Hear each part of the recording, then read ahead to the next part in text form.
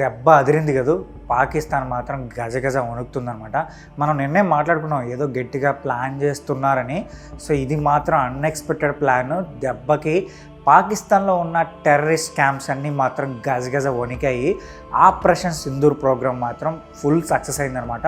So సుమారుగా 100 మంది పైగా టెర్రరిస్టులు అయితే చనిపోయారని కూడా న్యూస్ అయితే తెలుస్తుందనమాట. మొత్తంగా ఈ పాకిస్తాన్లో ఉన్న 9 టెర్రరిస్ట్ క్యాంప్స్ పైన అయితే మాత్రం మన ఇండియా వాళ్ళు ఎయిర్ అటాక్ అయితే చేశారనమాట. మన ఇండియా దెబ్బకైతే మాత్రం సుమారుగా 100 మంది టెర్రరిస్టులు అయితే చనిపోయారనమాట. అయితే ముందుగానే మోడీ గారు చెప్పారు, ఈసారి చేసే అటాక్ అయితే టెర్రరిస్టులు మొత్తం నాశనం అవుతారు, వాళ్ళని ప్రపంచంలో ఎక్కడున్నా సరే వదిలిపెట్టను, మొత్తం వాళ్ళని ఏరి పారేస్తానని చెప్పి మోడీ గారు ముందుగానే చెప్పారనమాట. అదే విధంగానే ఆపరేషన్ సింధూర్ అయితే స్టార్ట్ చేశారనమాట. సో ఇది ఒక అన్ఎక్స్పెక్టెడ్ అనే చెప్పాలి. అసలు మనకు న్యూస్ ఎంతవరకు వచ్చిందంటే జస్ట్ మాక్ డ్రిల్స్ చేస్తున్నారు, ఏదో ప్లాన్ చేయబోతున్నారని చెప్పారు.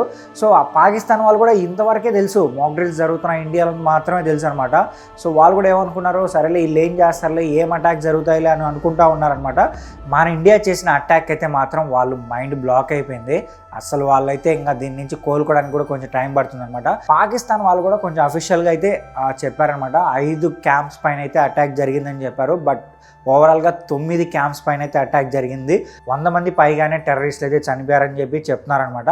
సో ఇండియన్ గవర్నమెంట్ ఏం చెప్తుందంటే, పాకిస్తాన్ ఆర్మీకి కానీ అలాగే పాకిస్తాన్ ప్రజలకు కానీ మేము ఎటువంటి హాని అయితే చేయలేదు, కేవలం టెర్రరిస్టుల పైన మేము అటాక్ చేస్తున్నాం, మా పోరాటం టెర్రరిస్టుల పైనే, వాళ్ళని మాత్రం ఎక్కడున్నా సరే, పాకిస్తాన్లో ఉన్నా సరే లేదంటే వేరే దేశంలో ఎక్కడున్నా సరే వాళ్ళని మాత్రం వదిలే పరిస్థితే లేదు, వాళ్ళని ఏరి పారేస్తా ఉన్నట్టుగా ఇండియన్ గవర్నమెంట్ అయితే మాట్లాడుతుంది. అండ్ ఆపరేషన్ సింధూర్ అయితే మాత్రం సక్సెస్ అయిందనమాట. ఈ పేరుని సజెస్ట్ చేసింది మాత్రం మన మోడీ గారే. మరి చూద్దాం దీనిపైన ఏం జరుగుతుంది ఏంటనేది.